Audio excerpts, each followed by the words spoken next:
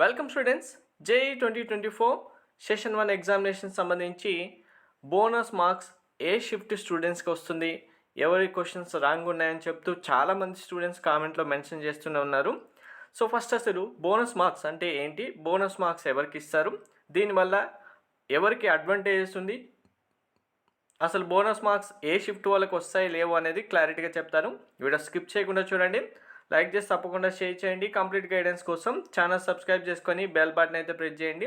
Telegram WhatsApp channel link డిస్క్రిప్షన్లో ఇచ్చాను, join అవ్వండి. మనకు క్వశ్చన్స్ రాంగ్ వచ్చినా, లేదు ఆప్షన్స్తో కరెక్ట్ ఆప్షన్ లేకపోయినా, క్వశ్చన్ సంబంధించిన కరెక్ట్ ఆన్సర్స్ రావడానికి పాసిబిలిటీ లేకపోయినా, ఏది ఏమైనప్పటికీ ఎన్టీఏ కనుక క్వశ్చన్ డ్రాప్ చేయాలి అనుకుంటే బోనస్ మార్క్స్ ఇవ్వడం జరుగుతుంది. సో ఇందులో 2 టైప్స్.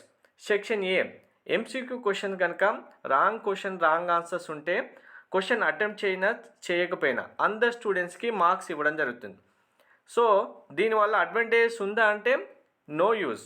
ఎందుకు అంటే ఓవరాల్గా అటెంప్ట్ చేసిన స్టూడెంట్స్ అయినా మార్క్స్ ఇస్తారు, అటెంప్ట్ చేయని స్టూడెంట్స్కి అయినా మార్క్స్ ఇస్తారు. కాబట్టి ఓవరాల్గా పర్సెంటేజ్ వైజ్గా చూసుకున్నప్పుడు అందులో ఎటువంటి చేంజెస్ అయితే రావు.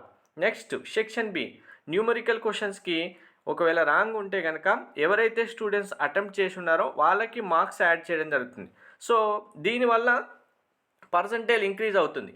Section below wrong answers wrong questions ఉండి ఆ క్వశ్చన్ కనుక స్టూడెంట్ అటెంప్ట్ చేసి ఉంటే అటెంప్ట్ చేసిన స్టూడెంట్స్కి ఆటోమేటిక్గా మార్క్స్ ఇంక్రీజ్ అవుతాయి, పర్సంటేజ్ పెరుగుతుంది. సో మరి ఇక్కడ షిఫ్ట్ వైజ్గా ఎవరికి ఎన్ని క్వశ్చన్స్ రాంగ్ ఉన్నాయనేది చాలామంది స్టూడెంట్స్కి ఉన్న డౌట్.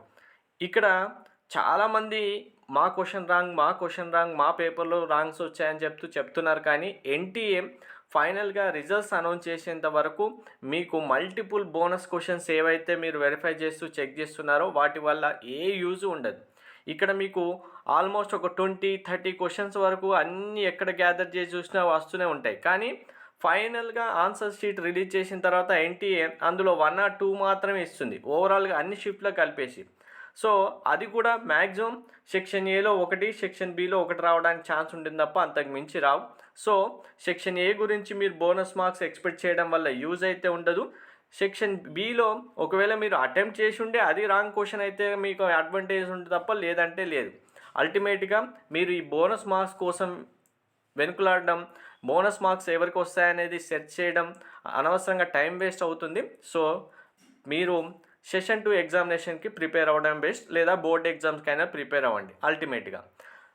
Thank you.